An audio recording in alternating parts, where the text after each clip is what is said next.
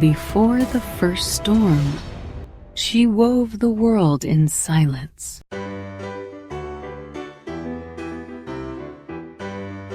When she cried,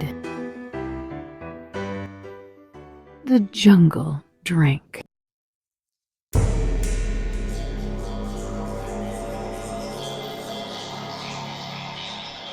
She didn't speak fate.